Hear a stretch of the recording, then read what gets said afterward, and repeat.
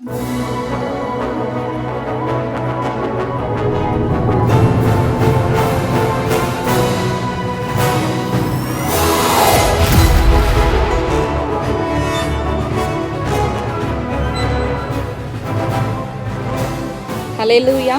கர்த்தருடைய பரிசுத்த நாமத்திற்கு மகிமை உண்டாவதாக. இந்த வேளையை எங்களுக்கு ஏற்படுத்தி தந்தன என் கர்த்தாதி கர்த்தருக்கு நான் முதலாவது என்னுடைய நன்றியை நான் தெரிவித்துக் கொள்ளுகிறேன். இந்த நாளிலும் எங்களுடைய அம்பேத்கர் நகர் படைஸ்தலத்தின் சார்பாக புதிய வருடத்தின் வாழ்த்துதலை உங்களுக்கு நான் தெரிவித்துக் கொள்கிறேன். ஒரு சிறிய ஜெபத்தை செய்து நாம் இந்த ஆராதனையை நாம் ஆரம்பம் செய்வோம்.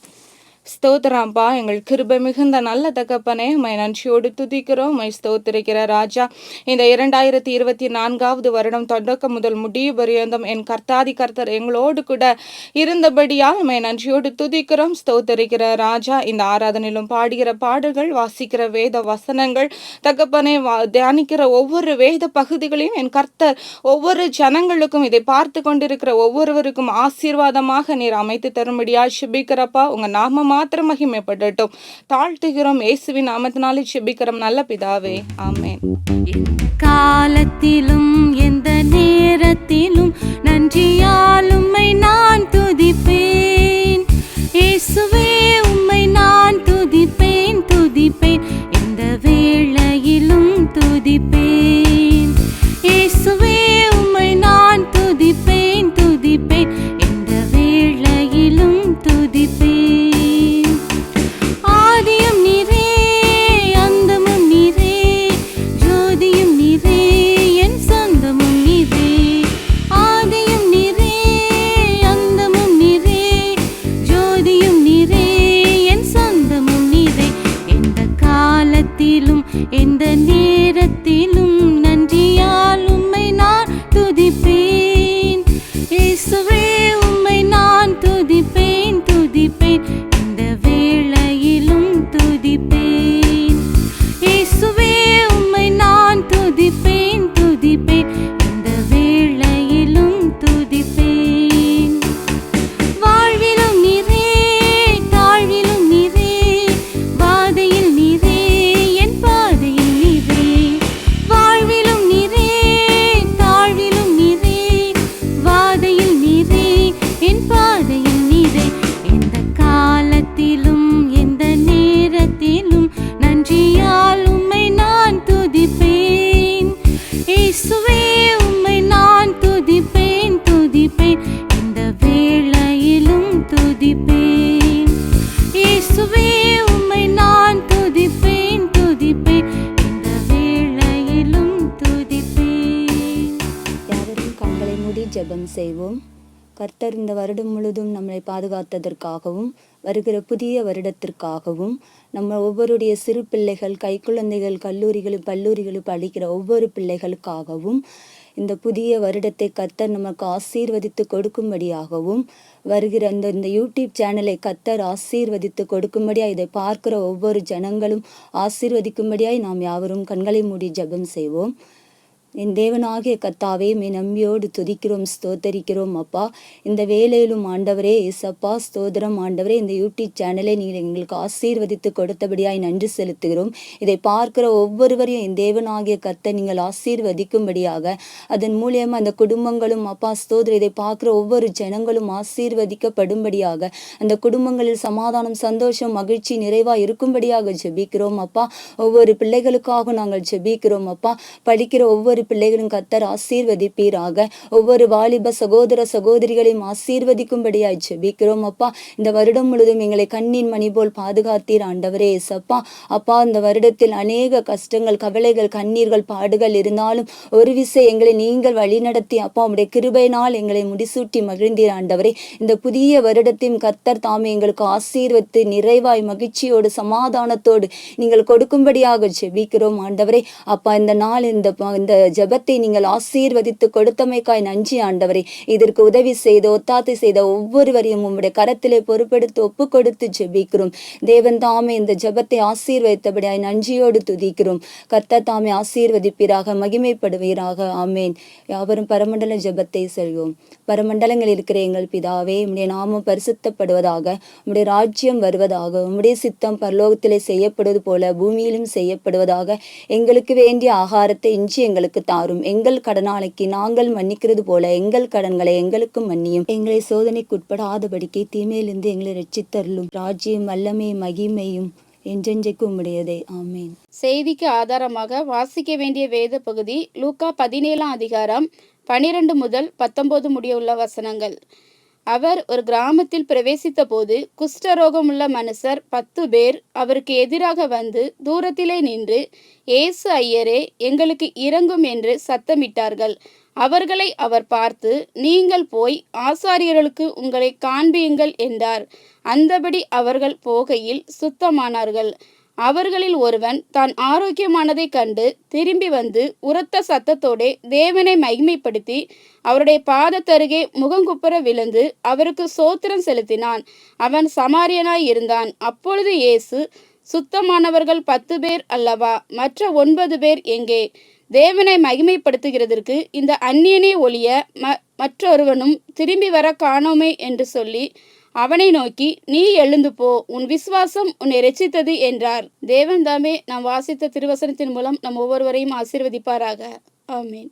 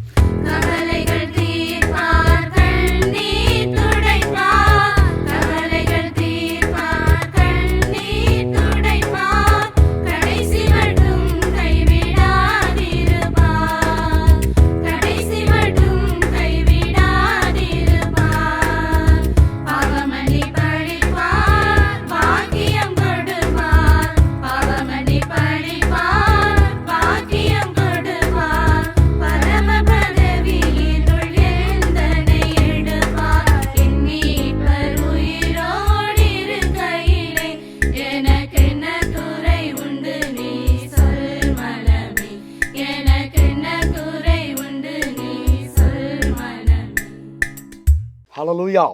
கர்த்தருடைய பரிசுத்த நாமத்திற்கு மகிமை உண்டாவதாக.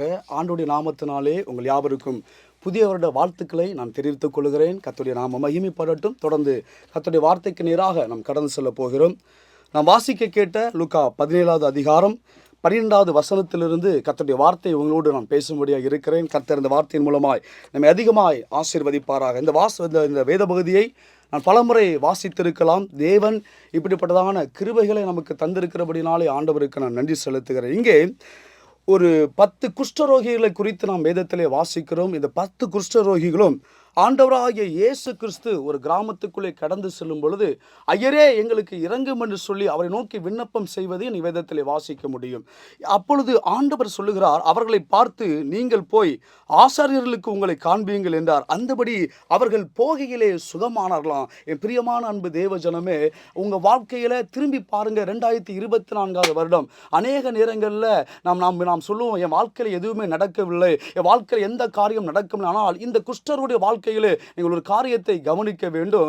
வார்த்தையை கேட்ட உடனே தானே அங்கே சுகம் நடப்பதை நீங்கள் பார்க்க முடியும். ஆண்டவர் சொல்லுகிறார், போய் உங்களை ஆசாரியர்களுக்கு காண்பீங்கள் என்று சொன்ன பொழுது அவர்கள் கடந்து செல்லுகிற வேளையிலே அந்த அற்புதம் நடைபெறுவதை உங்களுடைய வாழ்க்கையில் பார்க்க முடியும். என் பிரியமான தேவஜனமே, வருகிற 2025 வருடம் கர்த்தருடைய வார்த்தையின்படி கர்த்தர் உங்களை ஆசீர்வதிக்க போகிறார். அவருடைய நன்மையினாலே நிரப்ப போகிறார். எந்த குறைவும் இல்லாதபடி கர்த்தர் நன்மை நிரப்பப்படாமல் நீங்களும் நானும் செய்ய வேண்டிய ஒரே ஒரு காரியம் என்ன தெரியுமா? கர்த்தருடைய வார்த்தையை மாட்டும் கேட்டுக்கொண்டே இருங்க.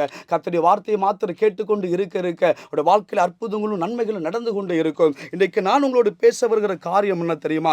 வருடத்தினுடைய கடைசியில் நாங்கள் நின்று கொண்டிருக்கிறோம். ஆண்டவருக்கு நன்றி செலுத்தும்படி அவங்களை அழைக்கிறேன். இன்றைக்கு அநேக நேரங்களில் எப்படி நாம் ஆண்டவர் சமூகத்தில் ஜெபிக்க கடந்து வருகிறோமோ அதே போல நன்றி செலுத்துவதற்கு அநேக நேரங்களில் நாம் கடந்து வருவதில்லை. ஆனால் வேதம் சொல்லுகிறது, லூக்கா 17வது அதிகாரத்தினுடைய 17வது வசனத்தை வாசிக்கும் பொழுது ஆண்டவராகிய இயேசு சொல்லுகிற வார்த்தை கவனித்து பாருங்கள்.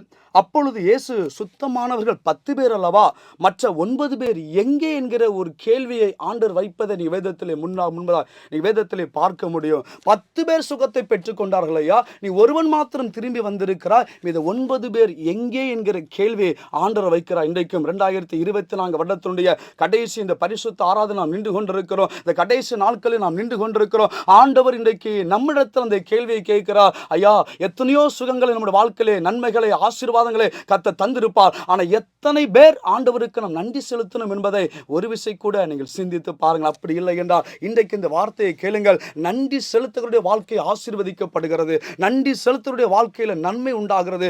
நன்மை செலுத்துடைய வாழ்க்கையை கர்த்தர் உயர்த்துகிறார் என்பதுதான் இந்த வார்த்தையாக இருக்கிறது. இந்த வார்த்தை மூலமாக உங்களை ஆண்டவருக்கு நேராக ஆண்டவருக்கு நன்றி செலுத்தும்படியா உங்களை அழைக்க விரும்புகிறேன். நீங்கள் பிரியமான தேவஜனமே, சங்கீதம் 50வது சங்கீதம் 14-15வது வசனத்தை வாசிக்கும் பொழுது வேதம் சொல்லுகிறது, நீ தேவனுக்கு சோஸ்திர பலியிட்டு உன்னதமானவருக்கு உன் பொருத்தனையை செலுத்தி என்று சொல்லி அந்த வார்த்தை முடியவில்லை. அது செமிக்காலமாக அது ஆரம்பிப்பதை தொடர்வதை நீங்க வேதத்தில் பார்க்க முடியும். நமக்கு எல்லாருக்கும் தெரிந்த ஒரு வசனம். நாம் அநேக நேரங்களில் ஜெபிக்கும் பொழுது அந்த வார்த்தையை சொல்லி நாம் ஜெபித்த நாட்கள் உண்டு.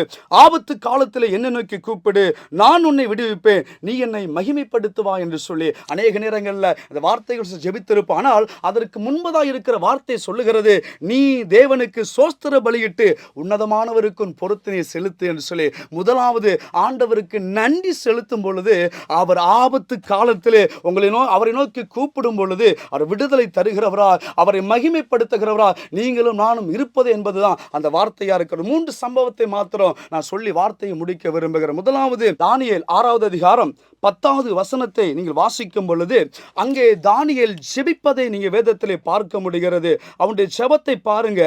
ஆண்டவருடைய சமூகத்திலே தானியேலோ வென்றால் அந்த பத்திரத்துக்கு கையெழுத்து வைக்கப்பட்டது என்று அறிந்த போதிலும் தன் வீட்டுக்குள்ளே போய் தன் மேல் அறையில் எருசலேமுக்கு நேராக பலகணிகளை திறந்திருக்க அங்கே தான் முன் செய்து வந்தபடியே தினமும் 3 வேளையும் தன் தேவனுக்கு முன்பாக முழங்கால் படியிட்டு ஜெபம் பண்ணி சோஸ்திரம் செலுத்தினான் என்று சொல்லி எந்த சூழ்நிலைகளே அவன் ஜெபம் பண்ணி முன் செய்தது வந்தது போல ஆண்டவருக்கு நன்றி பலிகளை ஏறெடுத்தான் தெரியுமா? ஐயா, ராஜா ஒரு கட்டளையை கொடுத்திருக்கிறார். 30 நாட்களுக்கு அவருடைய சிலையை தவிர வேற எதையும் வணங்கக்கூடாது என்பது அந்த கட்டளை. ஆனால் தானியேல் மற்ற எல்லாரும் அந்த சட்டத்திற்கு கீழ்ப்படிந்தாலும் தானியேல் என்ன செய்கிறான்? முன் செய்து வந்தது போல ஜெபம் பண்ணி ஆண்டவருக்கு நன்றி செலுத்தினான். ஐயா, அப்படி வழங்கவில்லை என்றால் அவனுக்காக வைக்கப்பட்டிருக்கிறது என்ன தெரியுமா? ஐயா, சிங்க கேபி அவனுக்காக காத்திருக்கிறது. நன்றாக தெரியும், ராஜாவுடைய கட்டளையை நான் செய்யவில்லை என்றால் எனக்காக ஆயத்தம் செய்யப்பட்டிருப்பது சிங்க கெபி என்பதை சரியாய் உணர்ந்து கொண்டிருக்கிறார். ஆனாலும் பாருங்க, தேவனுக்கு கொடுக்கிற முக்கியத்துவம் அநேக நேரங்களில் நம்முடைய வாழ்க்கையில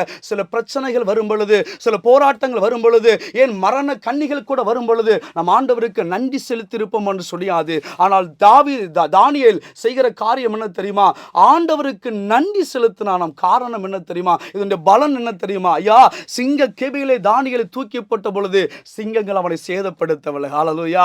நன்றி செலுத்தவருடைய வாழ்க்கையில ஒரு பாதுகாப்பை தேவன் வைத்திருக்கிறார். நீங்க தைரியமாய் ஆண்டவருக்கு நன்றி செலுத்துங்க. 2024 வருடம் முழுவதும் தேவன் நம்மை பாதுகாத்திருக்கிறார், ஆசீர்வதித்திருக்கிறார், நன்மையால் நிரப்பி இருக்கிறார். அவர் செய்த எல்லாவற்றிற்கும் அநேக நேரங்களில் ஒரு அற்புதம் செய்தால் நாம் நன்றி செலுத்துவோம், சுகம் கிடைத்தால் நன்றி செலுத்துவோம், ஐயா நன்மைகளை பெற்றுக்கொண்டால் நன்றி செலுத்துவோம். ஆனால் சில ஆபத்துக்கள் வந்தாலும், சில வேதனைகளை சந்தித்தாலும், சில கஷ்டங்களோட வாழ்க்கையை சந்தித்தாலும் தேவனுக்கு நன்றி செலுத்துங்க. காரணம், தானியேல் அவனுடைய வாழ்க்கையில அவனை சுற்றிலும் சத்துருக்கள் ஒரு முடிவு எடுக்கிறாங்க. இருந்தாங்க. எப்படியாவது இவன் சிங்க கேபில தள்ள வேண்டும். இந்த தானியேலுக்கு விரோதமாய் எத்தனையோ சத்துருக்கள் எழும்பி நின்ற பொழுதும் அவன் செய்த ஒரே ஒரு காரியம் என்ன தெரியுமா?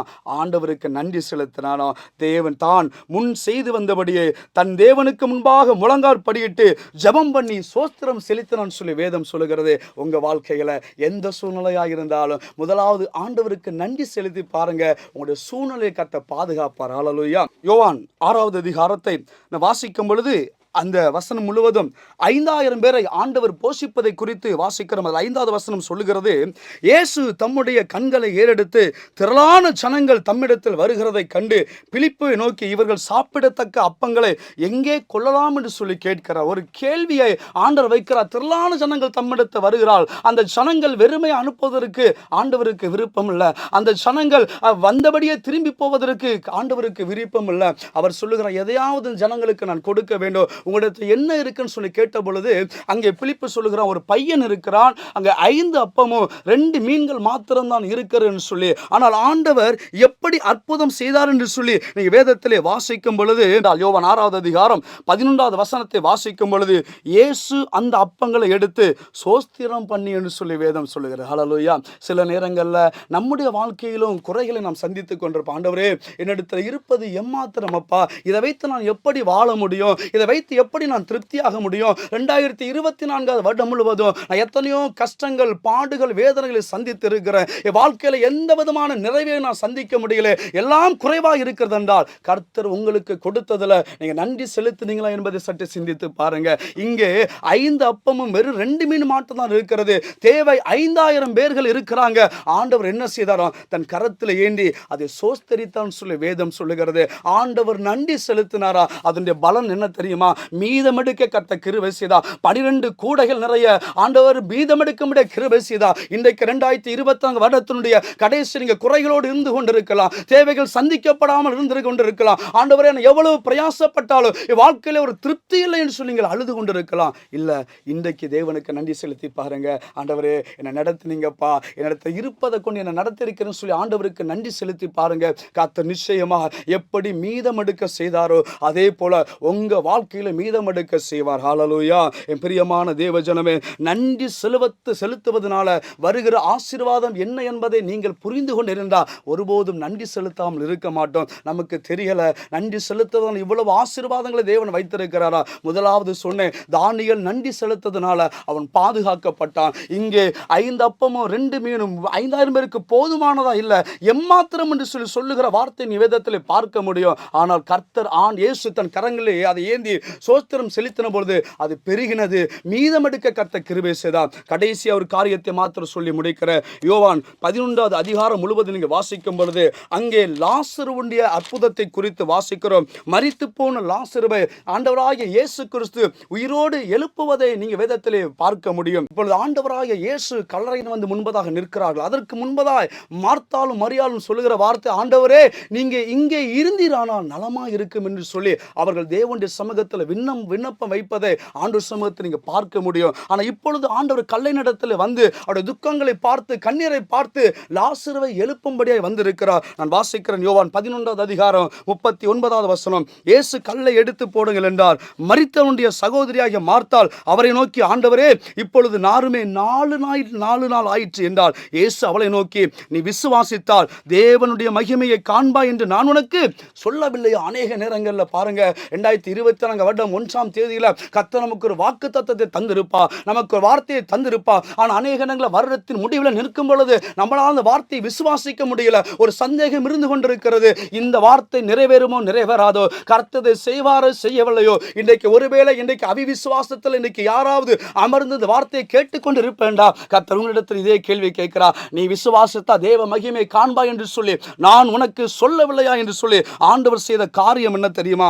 41வது வசனம். அப்பொழுது மரித்தவன் வைக்கப்பட்ட இடத்தில் இருந்த கல்லை எடுத்து போட்டார்கள். இயேசு தம்முடைய கண்களை ஏறெடுத்து, பிதாவே, நீர் எனக்கு செவி கொடுத்தபடியினால் உம்மை சோஸ்தரிக்கிறேன். ஹல்லேலூயா. என் பிரியமான தேவஜனமே, ஆண்டவர் சொல்கிற வார்த்தையை மறுபடியும் கவனித்து பாருங்க. பிதாவே, நீர் எனக்கு செவி கொடுத்தபடியினால் உம்மை சோஸ்தரிக்கிறேன் சொல்லி இங்கேயும் ஆண்டவர் செய்தது அற்புதம் செய்வதற்கு முன்பதாய் ஆண்டவர் நன்றி செலுத்த ஆரம்பிக்கிறார். எனக்கு நீ செவி கொடுத்தபடினாலே உமக்கு நன்றி ஆண்டவர் சொல்லி தேவன் பிதாவை நோக்கி நன்றி செலுத்துவதை என்பதை வேதத்திலே பார்க்க முடியும். இதன் பலன் என்ன தெரியுமா?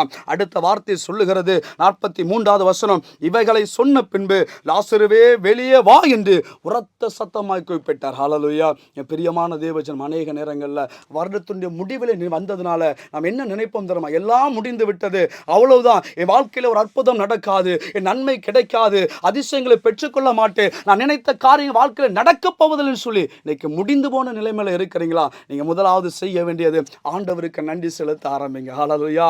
ஆண்டவருக்கு நன்றி செலுத்த ஐயா, நீங்க நன்றி செலுத்தி எந்த காரியம் முடிந்து போகணும்னு சொல்லி நினைத்துக் கொண்டிருக்கல அந்த காரியத்தை பார்த்து, அந்த பிரச்சனையை பார்த்து, அந்த போராட்டத்தை பார்த்து நீங்க பேச ஆரம்பிங்க.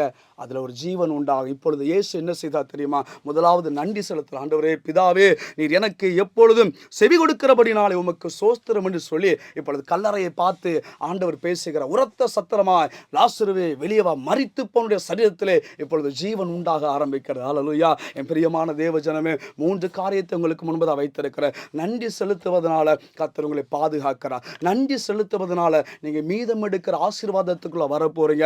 நன்றி செலுத்துவதனால முடிந்து போன எல்லா காரியத்திலும் கர்த்தர் ஜீவனை தரப்போகிறார். எனவே இந்த வருடத்துடைய கடைசி நின்று கொண்டிருந்தாலும் ஆண்டவருக்கு நன்றி செலுத்துங்க. ஒரு புதிய வருடத்தை இன்னும் கர்த்தர் உங்களுக்கு மேன்மையாய் நன்மையாய் தந்து கர்த்தர் உங்களை ஆசீர்வதிப்பார். தேவன் தாமே இந்த வார்த்தையின் மூலமாக நம்மை ஆசீர்வதித்து பெருக செய்வாராக. ஆமென். இயேசுவுக்காய் யாவற்றையும் ஒப்புவிக்கிறேன் இப்போ. நேசித்தவர் சமூகத்தில் ஜீவிப்பேன் நம்பி என்றும்